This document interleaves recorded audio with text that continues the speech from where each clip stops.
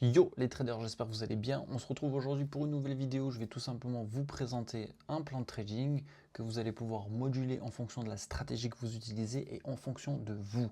C'est la solution à votre FOMO, revenge trading, etc. Je vous garantis, c'est la solution qui va régler tous ces problèmes que vous avez où vous êtes constamment en train de reprendre des positions quand vous êtes sorti ou reprendre des positions quand vous vous faites sortir à break-even parce que vous n'êtes pas à l'aise avec ça.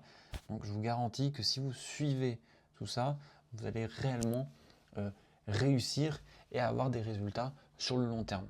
Donc le plan de trading en soi, c'est très simple. Il n'y a rien de compliqué, c'est juste noter les étapes que vous devez avoir pour pouvoir rentrer en position en fonction de la stratégie que vous utilisez.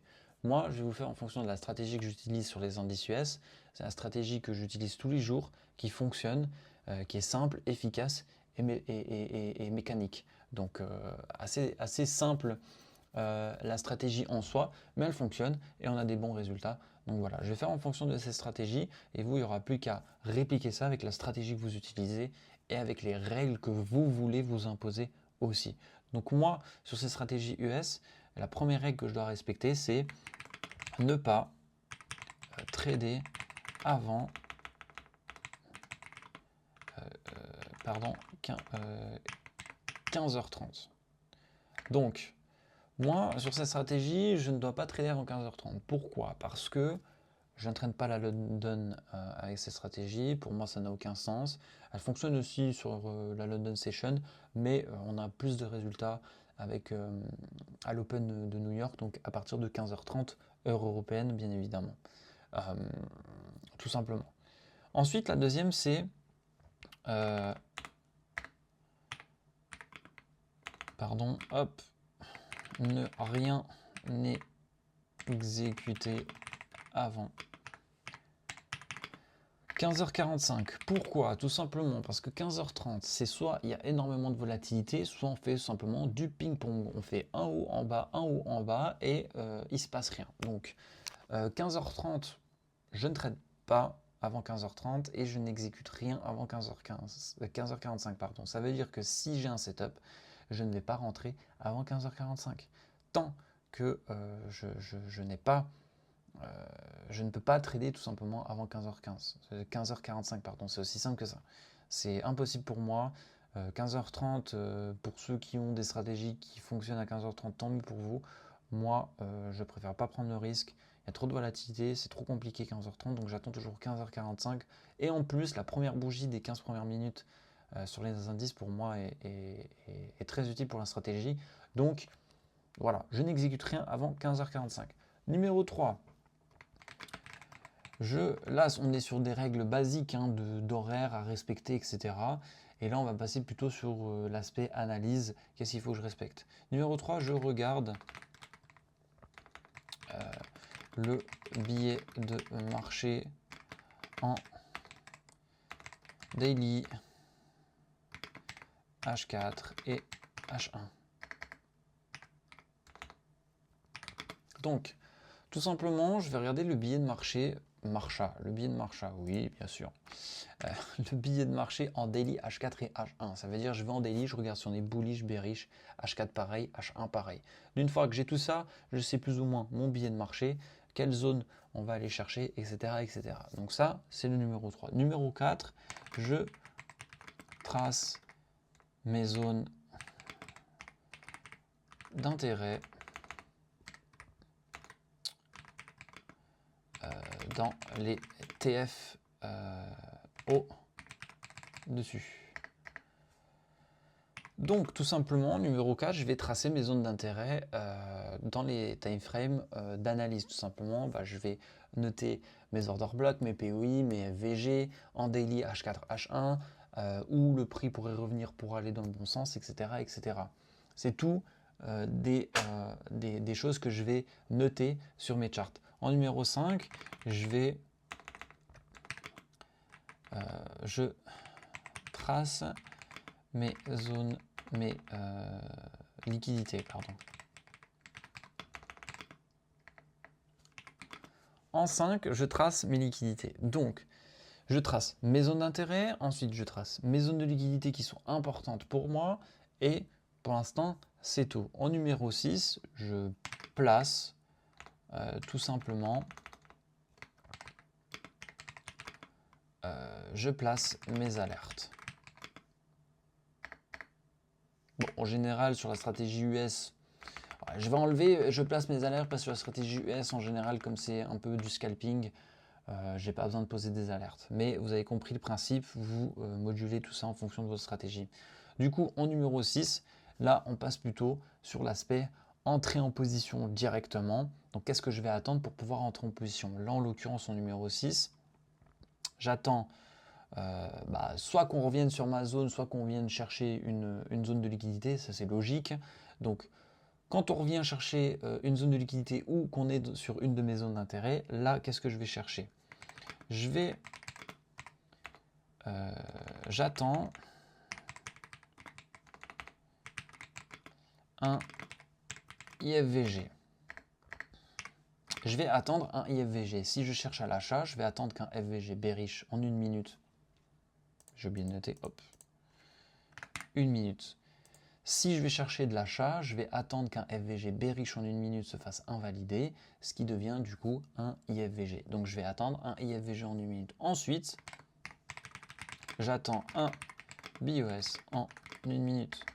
Donc, quand je parle de BOS, je parle de SHOSH, de changement de structure, de Market Structure Shift, MSS en 1 minute. Tout simplement, on ne se fait pas chier avec les appellations, on a tous compris ce que je veux dire.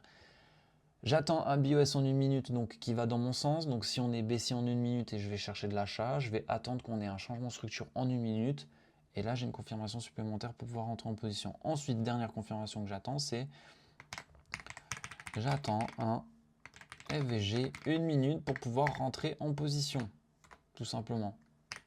Donc, j'ai mon IFVG, j'ai mon changement de structure en 1 minute, j'attends un FVG en 1 minute pour pouvoir rentrer en position. Ensuite, tout simplement, je rentre en position, soit en ordre limite, soit tout simplement en exécution immédiate. Généralement, c'est en exécution immédiate vu qu'on est en scalping en 1 minute. Donc, voilà. Ça, c'est principalement pour l'entrée en position. Maintenant, on va passer au management. Maintenant, si vous avez une bonne stratégie, un bon mentor, il a dû vous expliquer quand est-ce que vous devez vous mettre à break-even, quand est-ce que vous devez prendre des profits partiels si vous en prenez, mais quand est-ce qu'aussi vous devez tout simplement déplacer votre SL. Moi, en l'occurrence, je me mets ABE quand on vient prendre une zone de liquidité importante ou A plus 1 RR. Du coup, moi je me mets à break-even directement quand on vient chercher une zone de liquidité importante dans mon sens, parce que si on vient chercher cette zone de liquidité, potentiellement on peut avoir un retournement de marché. Donc je me positionne à break-even. Ou sinon, j'attends tout simplement que le prix vienne à 1 RR, à plus 1% pour pouvoir me mettre à break-even. Pourquoi? Tout simplement parce qu'en général, on va chercher à peu près 2%, voire 3% maximum. Donc, je préfère, vu que c'est du scalping, me protéger rapidement pour éviter des pertes largement évitables. Donc, ça, c'est pour le management. Ensuite, ne pas re-entrer en position si SL ou BE. Pourquoi? Ça vous évite le FOMO. Ça vous évite le revenge trading. Si je rentre en position, je dois me mettre à break-even en fonction de mon plan de trading, donc je follow mon plan de trading, je dois me mettre à break-even. Pourquoi je vais re-rentrer en position si je me fais break-even? Ça n'a aucun sens. Si le prix vient de break-even, c'est que potentiellement on a invalidé mon scénario. Si je me fais SL, c'est que normalement on a invalidé mon scénario. Donc pourquoi je vais re-rentrer en position? Ça n'a aucun sens. Est-ce que ça fait partie du plan de trading? Non. Est-ce que c'est logique? Non. Donc, ne pas re-entrer en position si SL ou BE. Je sais que c'est chiant un SL, ça fait pas plaisir. vous avez l'impression de faire faux quelque chose, alors que pas du tout. Comme je vous ai expliqué, 100% de win rate avec une stratégie, ça n'existe pas, sinon on serait déjà tous au courant. Donc, si vous avez 80% du temps vous gagnez, bah vous savez que 20% du temps vous perdez. Donc, si vous prenez un SL, c'est pas parce que vous avez fait forcément faux à quelque part, parce que la stratégie fonctionne pas. Non, c'est que tout simplement, ça fait partie du jeu. Un SL, ça fait partie du jeu. Donc, vous prenez un SL, vous regardez votre setup, vous vous dites, ok, est-ce que j'avais toutes les confirmations pour entrer? Oui. Ok, bah ça fait juste partie de la strat, ça fait partie des SL que j'autorise de prendre dans la stratégie, tu vois. Ça fait partie des 20% que tu peux perdre dans ta strat. Aussi simple que ça. Donc, ne pas re-rentrer en position si SL ou BE. Vous pouvez re-rentrer en position si, admettons, vous avez de nouveau un setup. Bon, en général, c'est assez rare. En tout cas, moi, avec la stratégie que j'utilise sur les indices, c'est assez rare. À partir du moment qu'on a un setup, on n'en a pas d'autre. Donc, voilà. Mais vraiment, il faut respecter ça. Et si vous ne respectez pas votre plan de trading, punissez-vous. Vous vous punissez. Oui, tu m'as bien entendu, punis-toi. C'est véridique, punis-toi. Si tu ne respectes pas ton plan de trading que tu as noté là, tu te punis. Tu fais un truc que tu détestes. Tu vas prendre une douche froide, tu fais 50 pompes, tu vas courir 10 km, mais fais un truc que tu détestes. Pourquoi je vous dis ça? Parce qu'en fait, ça va aider votre cerveau à comprendre que s'il ne respecte pas son plan de trading, il va devoir faire quelque chose qu'il déteste. Et ça, votre cerveau, il n'a pas envie de faire quelque chose qu'il déteste. Donc s'il n'a pas envie de faire quelque chose qu'il déteste, bah, qu'est-ce qu'il doit faire? Respecter son plan de trading. Et en fait, quand vous ne respectez pas votre plan de trading, vous faites le truc que vous détestez, bah, votre cerveau, il va comprendre, il va se dire, purée, mais à chaque fois que je ne respecte pas ça, je dois faire ça que je déteste. Donc pourquoi je respecterais pas, pourquoi au lieu de ne pas respecter, je respecte ça, comme ça j'ai pas besoin de faire ça? Ah ouais, pas con, donc en fait je vais respecter ça, comme ça j'ai plus besoin de faire ça. Et en fait, dans un sens, ça va traumatiser votre cerveau, où votre cerveau, à chaque fois que vous allez avoir une pensée à dire ah, mais est-ce que je ne rentrerai pas en position? Parce que je suis quand même assez certain qu'il va aller dans mon sens, malgré le fait qu'il met BE et tout, pourquoi je ne rentrerai pas en position? Bah là, votre cerveau, il va être en alerte. Tout de suite, il va se dire non, non, non, non, non, fais rien. Parce que si ça va pas dans le bon sens, moi je vais devoir faire ça parce que j'ai pas respecté mon plan de trading. Donc non, ne fais rien. Et moi, c'est ce qui se passe avec moi. Quand je respectais pas mon plan de trading, je devais faire 50 pompes. Je déteste faire des pompes. J'aime pas ça. Donc, je respectais pas mon plan de trading, 50 pompes. Au final, mon cerveau, il a commencé à comprendre. Et maintenant, quand j'ai des pensées de ah, mais quand même, hein, je suis quand même assez persuadé que le prix va aller dans mon sens, pourquoi je ne rentrerai pas? Quand j'ai cette pensée, mon cerveau, il annihile tout de suite la pensée en disant non, non, non, moi je veux pas faire de pompe. C'est mort, donc tu fais rien. Et au final, je fais rien. Et des fois, je m'évite des pertes que je vois le prix ensuite. Je me dis, ah ouais, bah en fait, j'ai bien fait de pas rentrer parce que j'aurais pris un SL bête, tu vois. Donc voilà. Et en soi, c'est aussi simple que ça. Vous respectez votre plan de trading, tout va aller comme sur des roulettes.